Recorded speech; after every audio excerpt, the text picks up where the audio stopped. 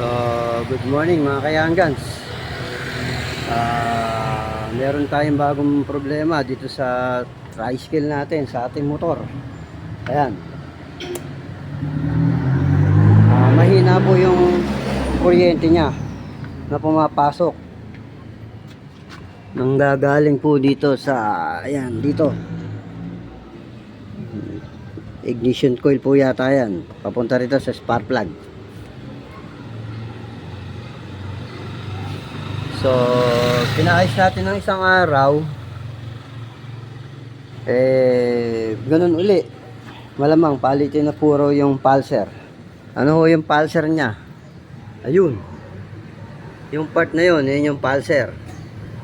So, mga katoda natin na mayroong problema sa ganitong sitwasyon, mahina ang kuryente, ayan, sinalas po natin. Subukan nating linisin. Kung hindi, obserbahan natin pag kinakabit natin ngayon maghapon na ganun pa rin siya, napipilitan tayo magpalit, bumili ng bago. Ito po yung pulser.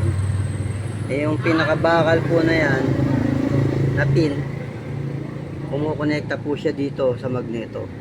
Ito po yung magneto. Sorry, siya yung nagbibigay yata ng kuryente dyan.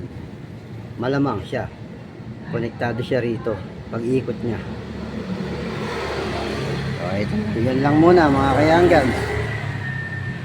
At mamaya i-testingin natin pag naikabit na. I-change oil na rin ho tayo. Ayan, change oil. Ayun, yung langis. Wala tayong makuha ang batya. Ginamit natin yung kaldero. Unique. So, subukan natin. Nilinis lang uli natin katulad nung ginawa nung tropa natin. After nyan, sana tumagal siya ng mga ilang araw bago dumating yung, bago mapalitan yung pyesa. Ito yung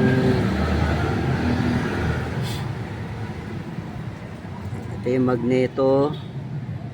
Ito yung magnetic coil. Okay. So, panibagong experience to mga kayanggans. Ayos. So, mamaya naman uli.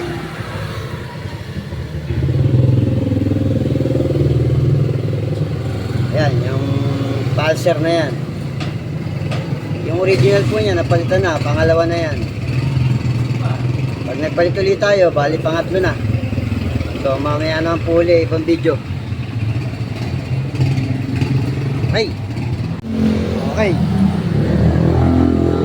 Ayan, binalik na natin. So, makikita natin ngayon, pag binadyakan natin kung under na siya at malakas na uli yung pinaka-kuryente niya. Ayun yung langis. Okay. Testingin na natin.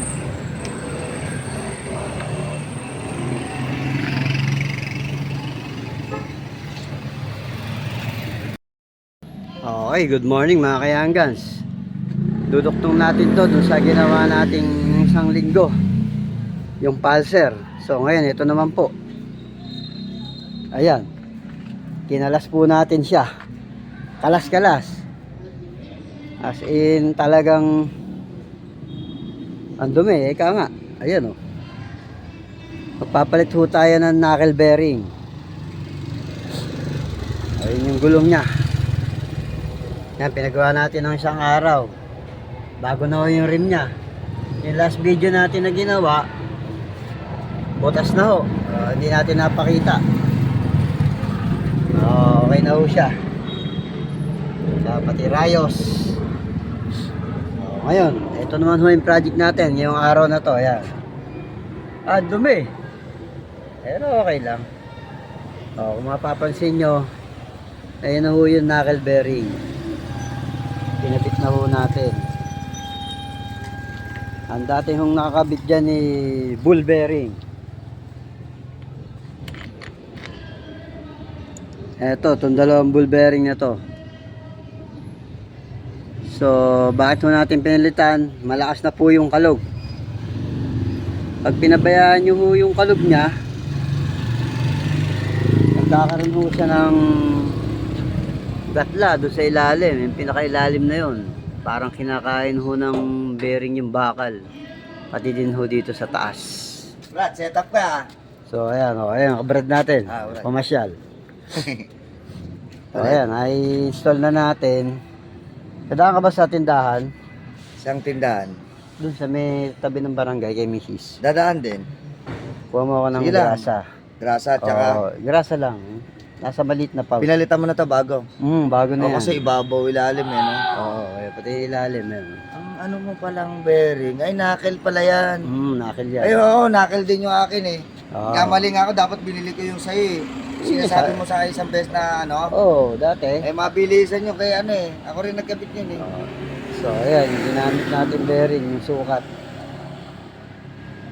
Ayos. Ano, hintayin Pinaklas kita. mo na to, no, para hindi ka na nahirapan. Oo naman. Gulong lang tinanggal ko eh. Hindi, lahat na yan, para makita yung dumi. Tsaka yung Ay, mga ay, wiring na purpose mo papalitan. May electrical tape din doon, Brad. Pakikuha mo na. Sa Oo. tindahan, nandun si ate. Oo, Sa tindahan. nandun. Oo. Yeah. Big ko, electrical at saka Yung grasa na maliit.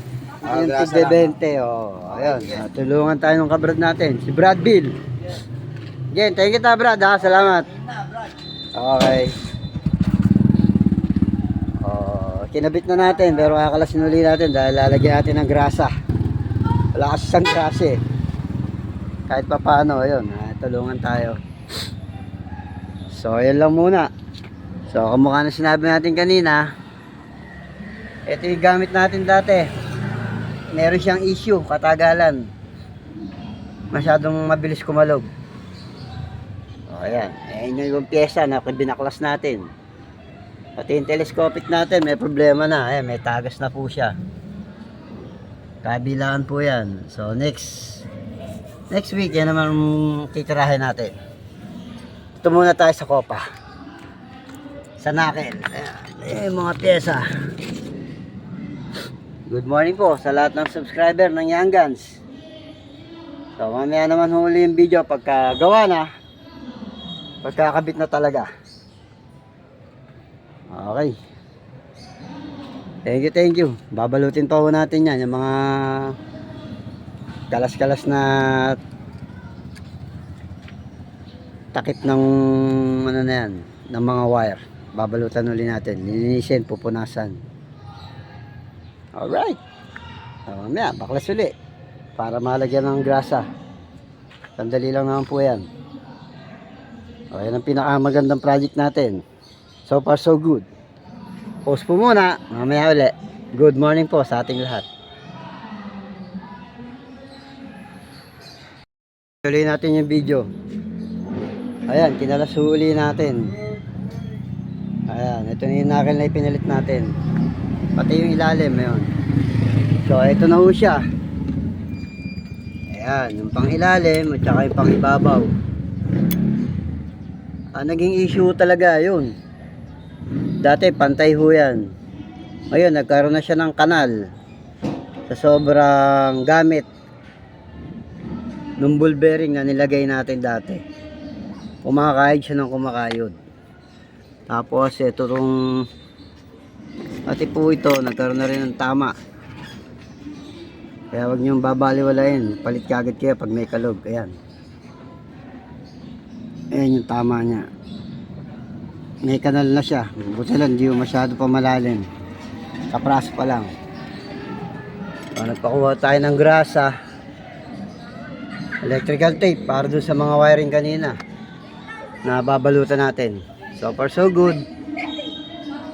Lalagyan natin siyang grasa para makikabit na. Okay. Copy.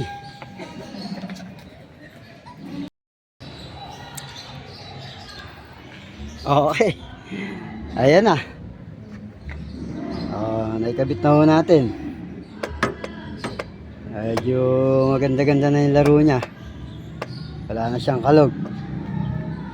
Ayun, nagkaroon na ho siya ng clearance doon sa ilalim. Makita na natin yung talagang format niya. Ayos. Konti na lang at matatapos na tayo. Babalutan na lang natin ng electrical tape yung mga wiring na yan. Okay. Ayan, lilinisin natin. Mamaya, okay na yan. Pag sunod na video natin nakakabit na yung rim na yon. Tsaka yung tapalodo na yan. After nyan, car wash naman ho tayo.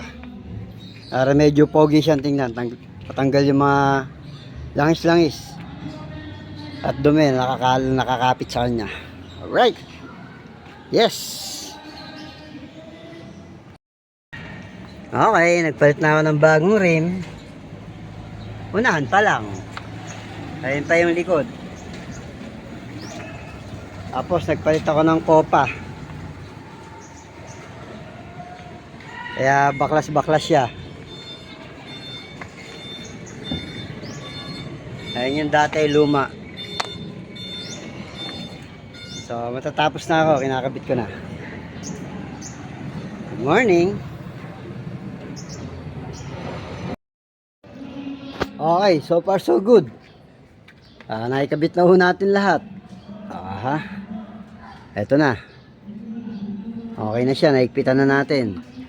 Tapos, natapos na yung project natin. Ayan. PL10 ho natin na knuckle bearing. Ayan yung standard na taas niya.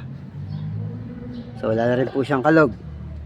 May kabalit na rin natin lahat. Pati yung gulong, pati yung preno, na-adjust na natin. Lilinisin na lang. Hindi na natin na-video yung pagbabalik. At wala ho tayong tripod. Pero okay na ho siya. After nito, kain muna. Tapos biyahe. Mamaya uli. Para may nakita pa ako. Doon naman sa likod. Okay. Magandang tanghali po sa atin lahat mga kayanggans. Tapos na naman. Isa natin project. Hanggang sa susunod. Thank you.